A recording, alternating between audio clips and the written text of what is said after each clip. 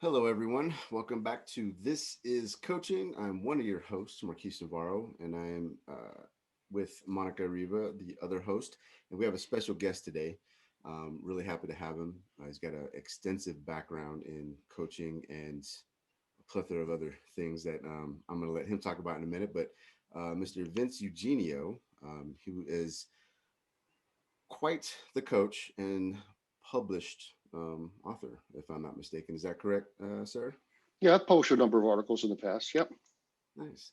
So, like I said, I've read your bio and your resume, and it's very impressive. But I much rather have you explain what it is that you do in like now, and then how you got into coaching. Sure. And thank you for that. So I think I would probably start with saying that my interest has always been in coaching and developing people. I've done it informally for, gosh, over 30 years, just in the day to day work that I've done. Before that, I was a high school teacher. And if you think about it, it's really coaching and developing these kids, to move from point A to point B.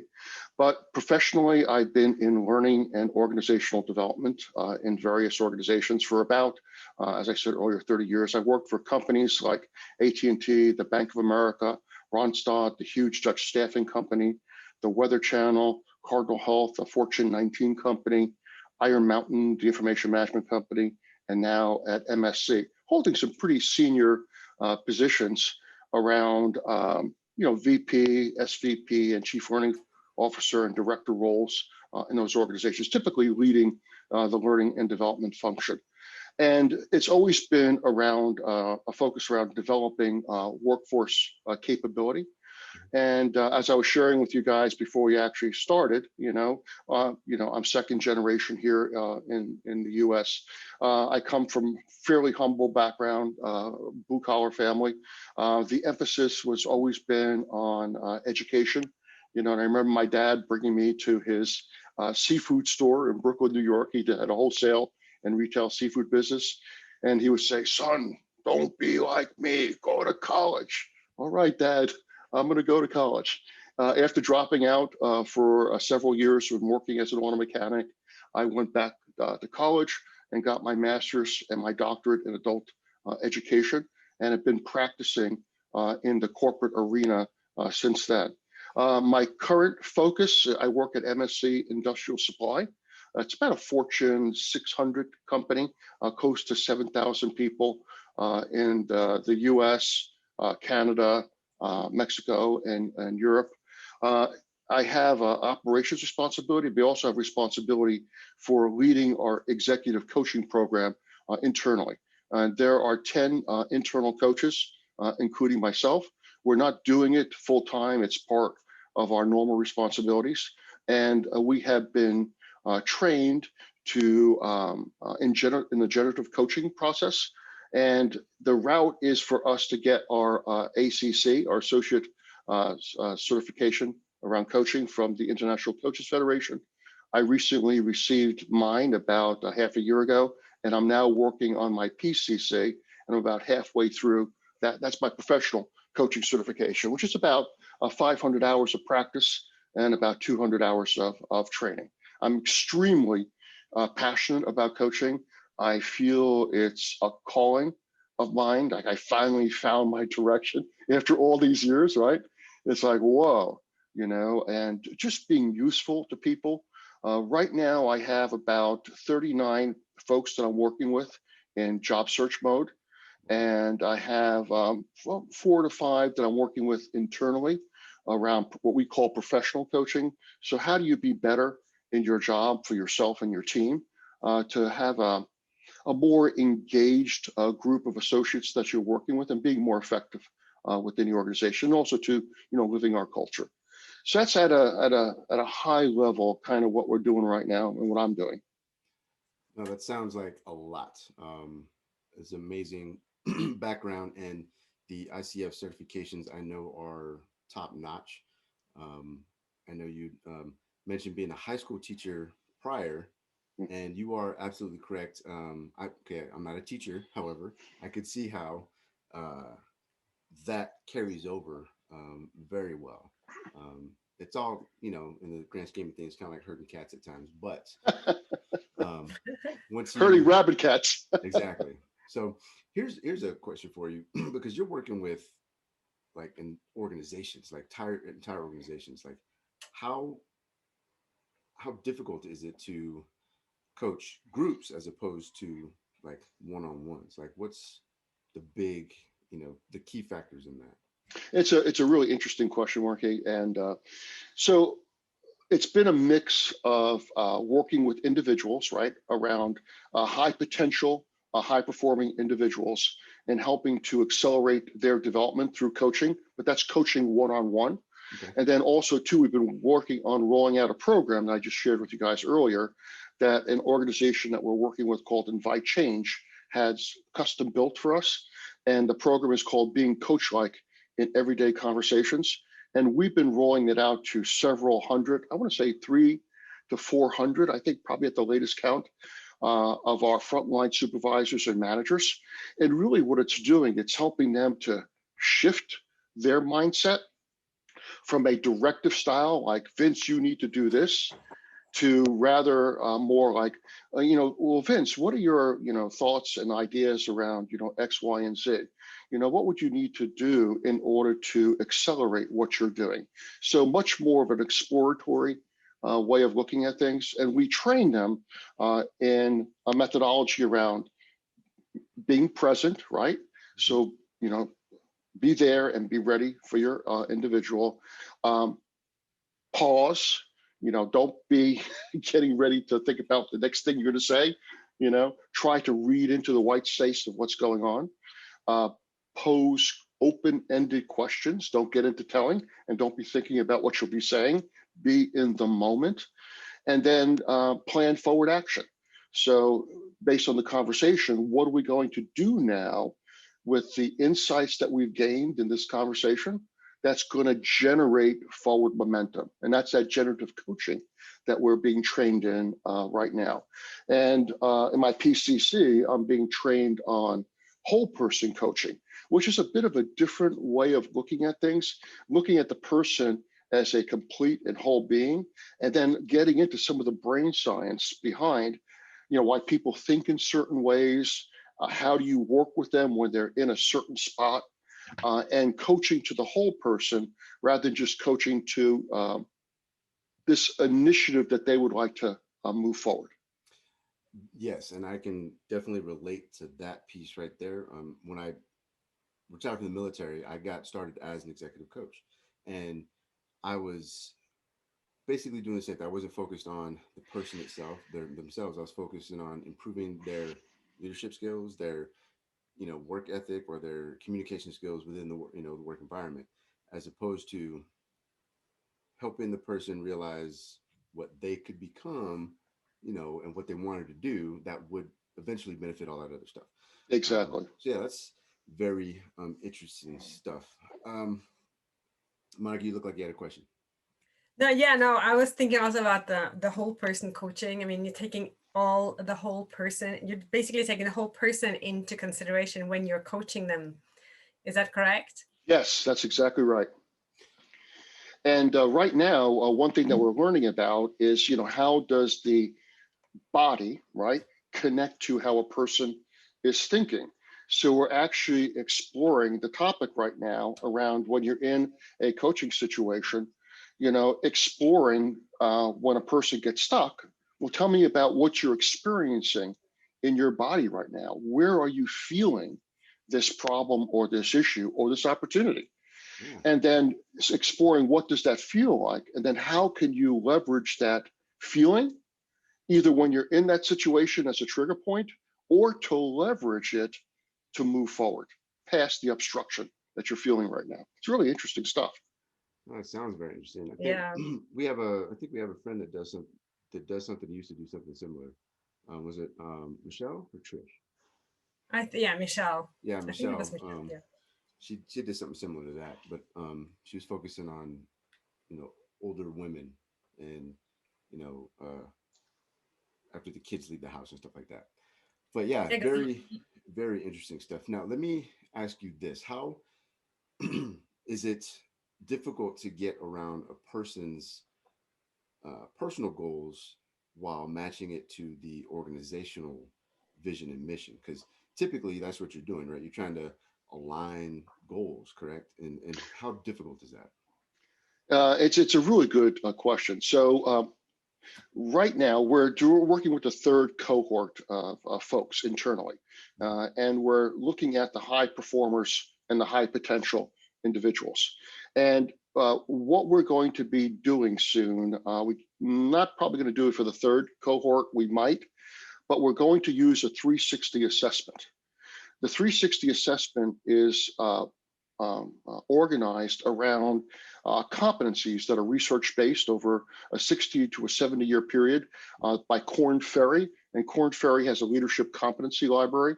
We use the 360, or we'll be using the 360 as one prong of our coaching program. So let's look at the competencies that you've been assessed on the 360. Let's understand how your manager, your peer, your direct reports, and your internal customers see you. What are the strengths that you can build on, and what areas do you need to address?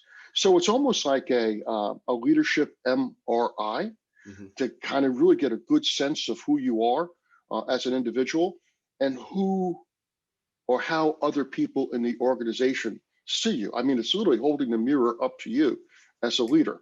And then when we go through the debrief session of the 360, we'll use that as a way to focus where the developmental opportunities would be.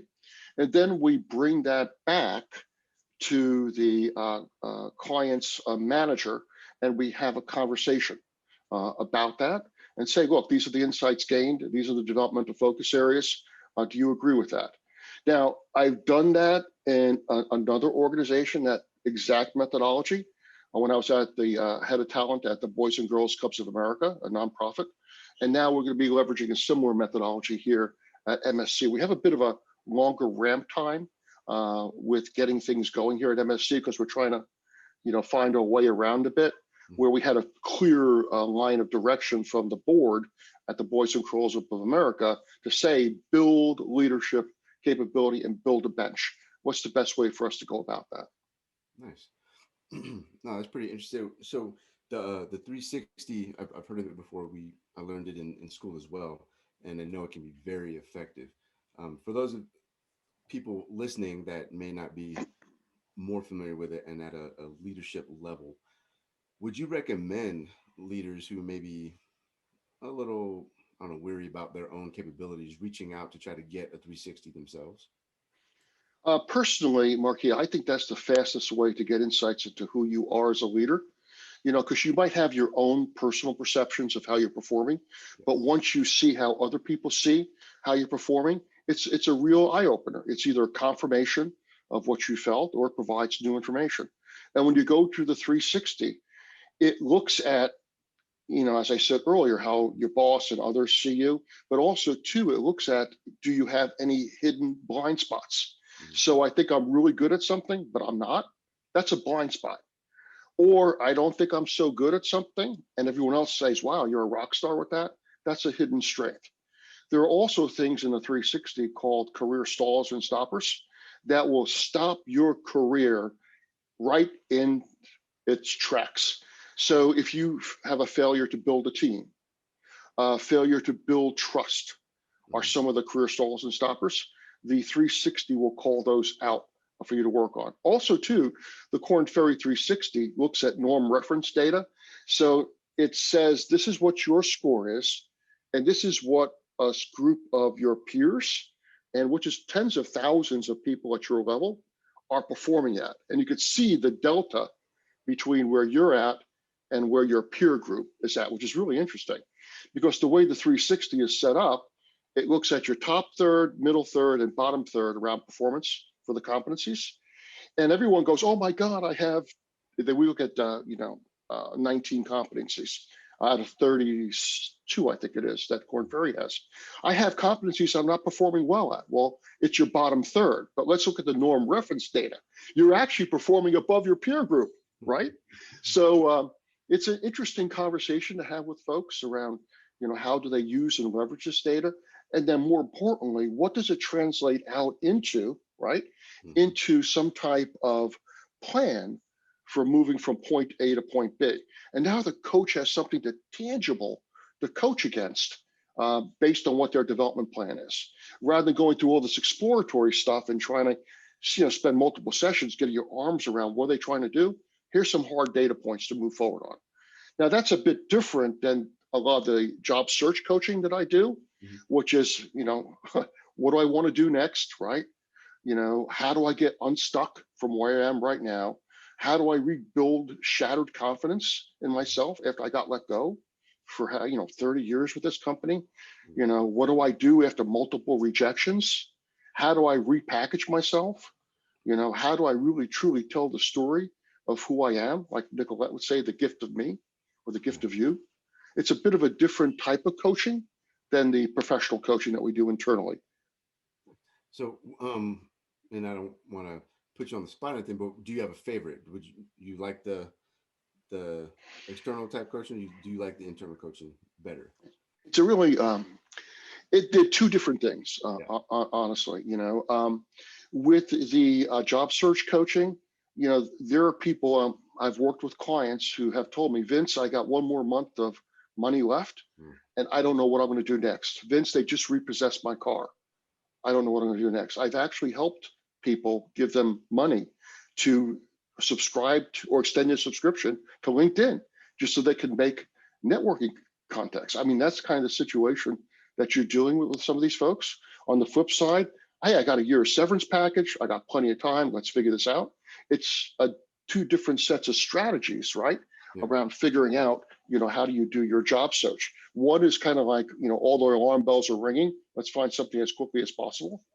And then the other one is, okay, let's explore what you want to do, what your passion is, where do you want to go, what you see yourself doing differently than what you've done all these years.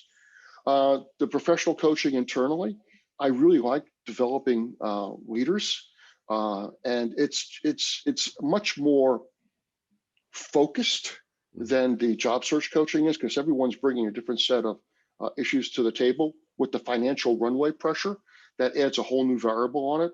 With the internal professional coaching, I mean, you're working with the top people in the organization and working with them to move them from point A to point B around how are they currently performing in their job and aspirationally where they're trying to go. It's very different, but still very similar. No, I like that. Um, Here's a one, since job search, but going towards your corporate life. If a coach was looking to get into executive coaching, into like in a position working with someone like you, right? What would they look for as far as in a job search? So I'm sorry, Ricky, just to clarify, are you talking about working with an internal coach in a company or a job search coach? No, just as so if I was an executive coach looking to work as an executive coach for a company like yours, what would I be looking for? Like how would I go about finding that job? Wow. Could you tell me that story? Yeah. I guess that's kind of a problem a lot of us face who are looking to penetrate an organization. I thought a lot about that because eventually, in the next few years, I'm going to retire, and I would like to continue down the professional coaching path, and I would like to focus on organizations. Um, so.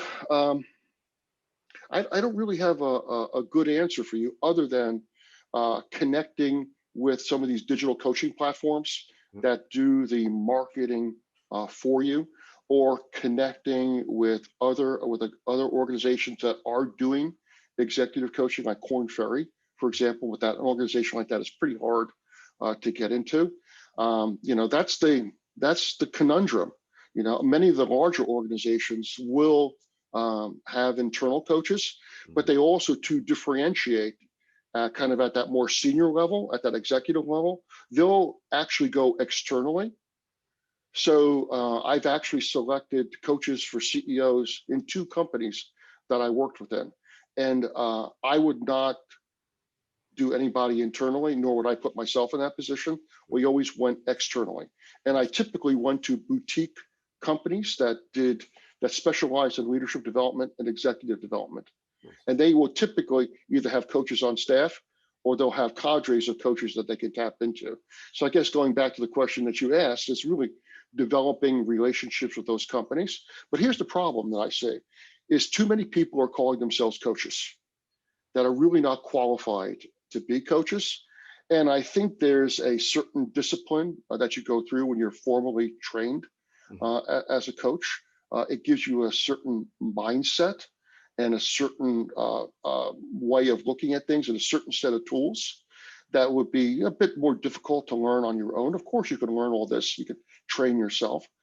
But I think, though, that there is benefit in going with more experienced professional coaches than someone who's just kind of hung out a shingle out there. And I see a lot of that.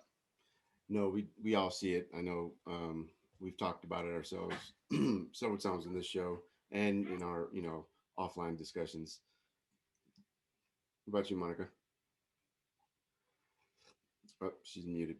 Okay, so that's fine. Yeah, let's talk a little bit about your coaching externally. So I know you work with ACP, correct? I work with ACP, and I am now working with my second veteran. Nice. So we've mentioned ACP before, and I'd love to give a plug for them. How did you get involved with American Corporate Partners? So my company, MSC Industrial Supply, actually has a relationship with ACP, and they did a call out for folks who would like to be mentors to vets. And what I did, since I have such an interest in coaching, I said, look, we can shift this from a mentoring to a coaching relationship. So both the folks, both Nicolette that I currently worked with before, and now Joe, who I'm working with right now, had an interest in coaching, had an interest in organizational development. They, of course, ACP matches kind of your expertise and background to the folks that they're working with. So that's how I got connected. I said, wow, I can actually work with the veteran and provide someone, being used to someone who's actually served our country. And I considered it an honor to be able to do something like that. So that's how I got involved with ACP. And I moved it from a mentoring relationship to a coaching relationship, focused on how do they want to move forward rather than me leveraging my expertise in those particular areas, even though we might talk a little bit about that, but much more the professional coaching piece on that. Nice. Yeah, I got involved with them like much later than I should have. After I retired from the military in 2019, I was kind of just on my own floating for a few months. And then a buddy of mine met up for coffee and he's like, hey, you should check these guys out. And then I got put in contact with a mentor, a great guy, helped me, figure some stuff out like through the process. And then now I am a coach for the spouses program, Mm. which has been awesome. So I think I've been doing that for going on 10 months now. It's been a while. Mm-hmm. I'd love any chance we can talk about ACP and what they do, and actually bring someone on that is actually in the program. That's pretty important to me. Mm-hmm. Yeah, I think it's a big deal. Awesome. Well, and both the clients that I've worked with from ACP, it's been around, okay, what do I do after the military? How do I kind of figure that next step out, right? What does that next step look like? How do I look at all these opportunities that's presenting themselves to me? And how do we kind of narrow that down a bit? And, it's been a really interesting journey, working with people making that shift. Nice. Well, sounds like it. So we got a few minutes left, maybe about 10, but I want to get into the more personal aspect of this as far as like we know what coaching is for us and we try to explain it in different ways. I think I've had various definitions. Monica's got her definitions and they're awesome, and then of course Nicolette has hers.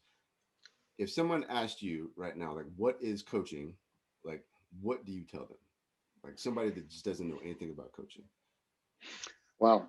So the $64,000 question. Yeah. So I would say it's being that non-judgmental partner, working with someone shoulder to shoulder in their journey, being useful to them in this process of self-discovery and reflection as they chart their course forward. I am not telling them what their North Star is. I'm creating the environment for them to help them recognize directionally where they're going, and when they do indeed see their North Star, and what does success look like for them. That's the role that I'm playing as a coach and being useful to the people that I'm working with. Yeah, that is so important. I mean, being a clean space and just providing being the mirror for them in a way to see, for them to see who they really are and what their potential is. And yes. And to that point, Monica, almost everyone I've worked with has underestimated their potential. yeah. And in that journey of, to the point that you're raising, holding that mirror up to them within that safe spot, getting them to see who they are, and maybe a less, everyone has that inner critic, helping to quiet that inner critic so they get a better handle of who they are, what their capabilities are, and how they could leverage those on that journey forward to their North Star is extremely powerful to kind of see them stepping up and running rather than trying to figure out, how do I even get out of my chair? Yeah, that is, I mean, you can create so much difference in a person's life just by helping them see who they really are and Exactly. have the confidence of actually taking action. Exactly. Yeah, no, I really couldn't have put it in better terms. That was an amazing explanation on what coaching is, and as well as adding the benefit of coaching, because that's what we're trying to do here. Is we're trying to show people, like you said, there's a lot of coaches out there that probably shouldn't be coaching, and it gives the real, students of the art, if you will, a bad name. Folks that are actually out there putting in the work and trying to make a difference in other people's lives, not the fake gurus, as they like to put them out there. Mm-hmm. And the benefit of coaching on all sorts of levels and different methods, are worth their weight in gold. For myself, I know I've come quite a long ways through coaching myself. And of course, working with great folks like Monica here and Nicolette, our team, we coach each other on a regular basis, whether we want to call it coaching or not. But that's what we do. So that's definitely what we're trying to do and show our audience and the world that coaching isn't what you see on TV. Um, it's definitely not us telling you what to do. It's definitely us helping you realize you already know what you need to do. You already Mm-hmm. have the ability within you to do it. And it's just us kind of giving you a push, say, all right, get out of your own head for a second, clear your mind, and then go forward. So, no, that's excellent. And I would say, Marquis, the most powerful words I've heard about coaching is viewing people as whole, resourceful, capable, and creative. You are there not to fix them. You are there to be useful to them in their journey of self-discovery. And I think those coaches who think of themselves as coaches, but are not, are trying to fix you. The true coaches are there shoulder to shoulder with you, allowing you to discover and proceed forward, not necessarily, telling you the path that you need to be on. And I think people confuse coaching with, I kind of see that as the mentoring piece. This is my experience, and so I can learn from it, because coaching takes patience, it takes self-restraint, it takes subsuming yourself to the benefit of the client that you're working with. It's talking 5% to their 95%, and it's asking questions and not telling. Again, I'm not here to help you. I'm here to be useful to you. And that's the hardest mind shift I've been through in my journey to be a better coach, is not to help people. You're not broken. You're whole, resourceful, capable, and creative. I'm here to be useful to you. which yes, Yeah. and that's a difficult one for me too, because I got into coaching to help people, right?